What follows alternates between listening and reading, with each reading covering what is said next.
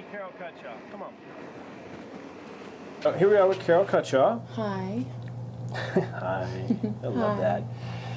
Who is a, and here we go. Costume designer. Costume designer. Now, yes. when I got into business, it was always wardrobe. I was taught wrong until Carol came along and said it's costume. Why does that happen? You know what? Just technically what I am, I'm a member of the Costume Designers Guild. Mm-hmm. That is my union. Right. Local 892 in Los Angeles. And so we are costume designers, mm-hmm. you know, in television and film. The department can be called wardrobe. Mm-hmm. The actual garments, you know, this is your wardrobe. Right. But as far as me, I'm costume designer. Now, is that the carryover, I guess, from theater? When the film first started, is it? well, it's kind of like prop master. You know, prop masters Oh, sure, were that's from theater. I Yeah. was just wondering because back then it was in theater. It's always called costumes. Yeah. But it's only in film and in some But people it's called wardrobe. Right. Yeah. Huh. I wonder. But there's all these different things that I get that, like officially, I am a costume designer. Right. That is what I That's what am. you do. But sometimes I get called. It's like this is the costumer or the stylist but those are different things. Like Victor and Jane are costumers. They're the people that work in my department are all the costumers. Now they've also been sidetracked. They're also sometimes we're called mistresses, right? Costume, yes. What's that? No, wardrobe mistress. Wardrobe mistress. Wardrobe mistress is theater. That's theater. Yeah. It's a crossover. Okay. Yeah. Okay. Yeah. Well, Carol, tell us a little about yourself. How did you get into this wacky business? What made you get in? It's okay. I'll try to give you the short version. Okay. I always sewed. My mother taught me how to sew when I was really young, and we always made my Easter dresses, and we made school clothes, and then made prom dresses, and you know everything we made, me and Mom, and then I would you know like make my clothes or alter my clothes and do that for my friends like in college and then beyond, you know, and like before you could get low jeans, I was dropping the waist on all my friends' jeans and nipping the knees in, you know, so we could have the kind of 70s silhouette that we wanted, but that was like the late 90s, and so you couldn't buy your clothes like that yet. You know, you couldn't find clothes like that, so we would take Levi's from the thrift store and chop them down, and I would make them, you know, like look like we wanted them to look. But then a lot of my friends were in bands, and I would make clothes for them, or shop their clothes so that it, you know, had a really cool fit. And then I was in graduate school. I went to graduate school and studied. In undergrad, I went to LSU and I studied theater. And then and that was an undergraduate degree, and it gave an overview of everything, you know. And in the theater departments, that's how you're trained, so that you can do everything. Backstage, you've got experience everywhere. Yeah.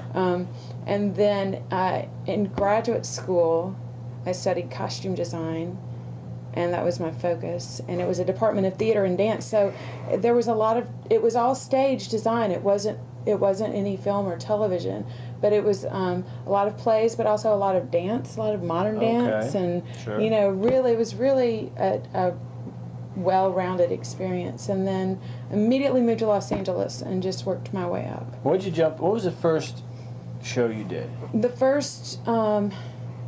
I had so many weird little projects where I was the gopher assistant, whipping post of stylists for magazines, and you know, all kinds of things like that. And then I got a job assisting the designer on Ray.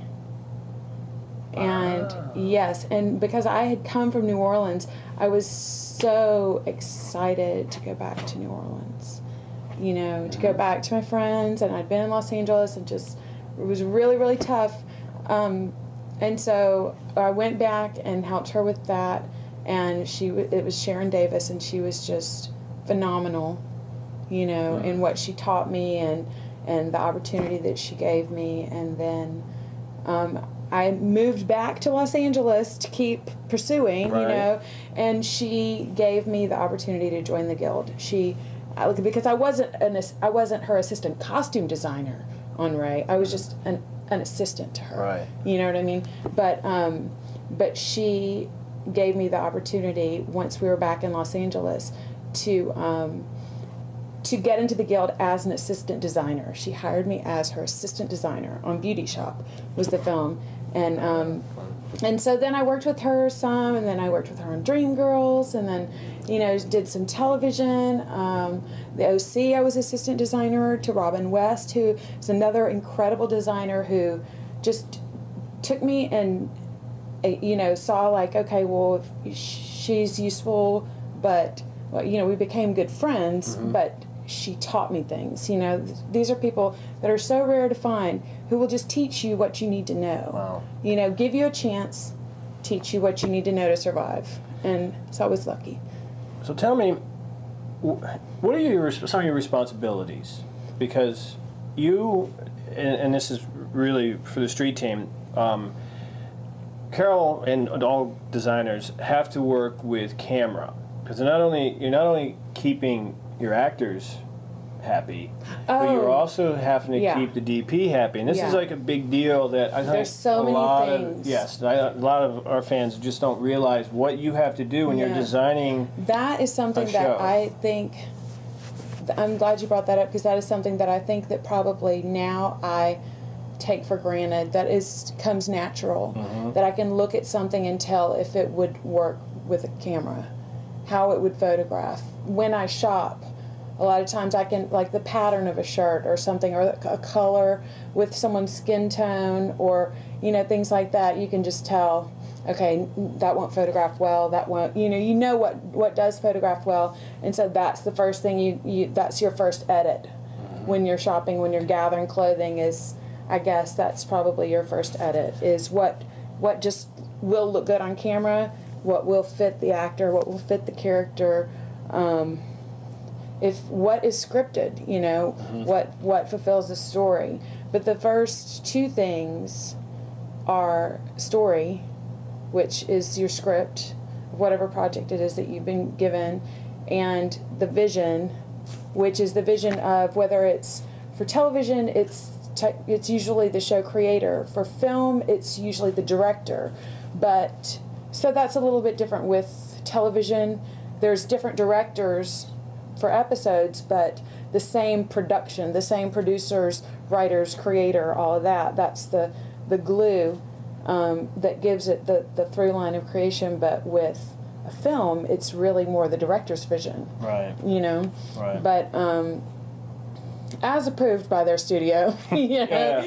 Let's not forget. But typically, you never know. You never know. And there's budget restraints. I mean, there's all these other things. There's that you have so to take. many things that whittle it down to what the choice is. The what actually goes on camera.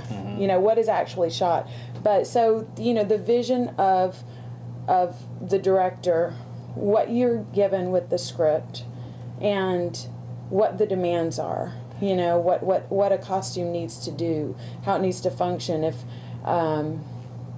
in any given scenario, like, okay, so someone, they have to go to a cocktail party, they get a drink thrown on them. Oh, perfect example, Date Night, the film Date Night with Tina Fey, and 9 of those dresses were made specifically for her, for that, because what in that script, what was involved, of what was required. Right. I can't remember words.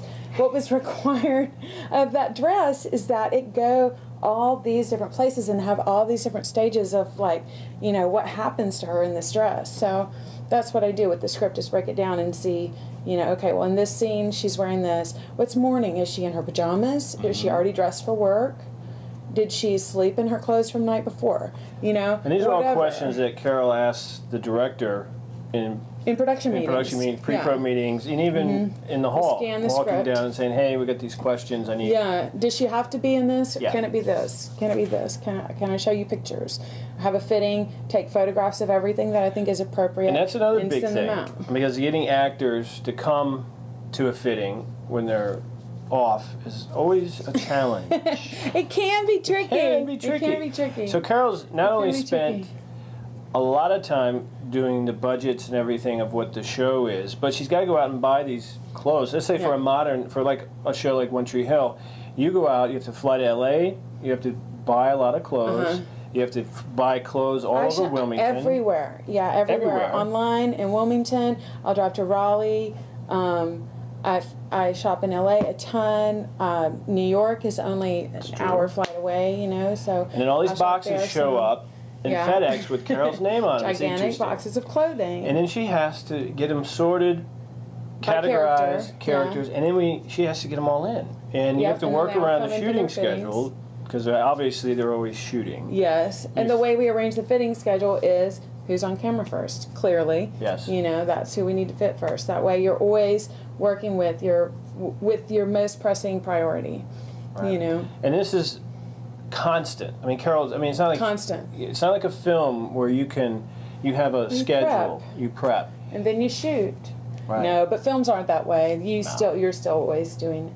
But but it's not. It's a very quick prep, and you prep constantly all season long as it goes. And I think maybe one of your biggest goals is always that the actors look great. Yes, always. Yes. And they do. I mean, they look spectacular. Thank you. You know, they're beautiful, beautiful And the people. thing that is always in my mind when I'm working with an actor in a fitting is what is the look on their face when they walk out of the dressing room in something, you know? How confident are they? How much are they loving this? How much is it inspiring them, you know? Because sometimes I'll work with someone and now these guys, I've been working with them for years now, you know, so we have really good communication, and there's no tiptoeing around you know, there's don't candy coat it, honey. Do you hate the dress? Yep. You know, I mean, it's quick. Yeah, it's so quick, and it's just, you know, really good communication. But sometimes it can be so much fun. Like with Daphne, with Victoria, you know, we've been off work for months, and I you know, have had ideas about what I wanted to do with her based on kind of what's going on in fashion right now that's character appropriate. So I bring all these clothes in, and she flies in for the fitting, and then we really get into character in the fitting, you know, and there are things that she walks out and just like, oh, that is it. That is so it. You nailed it, you know. Wow. And there's some things that you know, a garment is incredible, but you can't find the right person, you know. So like, try this person, and you know, it's like right until you find just the right person, the right body to character to everything, and then it sings, you know. And not only is Carol responsible for what they're wearing wardrobe wise, but also accessories. Everything. I mean, you set out, and you have over in your There's so much warehouse jewelry everywhere. There is jewelry, but you have it jewelry, belts, ties, cufflinks, hats, handbags, shoes, stockings, undergarments. And the organization, though, I mean, that's rings, the other big everything. Except the really interesting thing that people might not know: rings, like wedding rings, like. You know, like Brooke's engagement ring. Watches. That's a prop. That's a prop, which we'll talk. That is a prop. We'll talk to Robbie later. So I won't go there. But but like fashion rings and things like that. That's my department.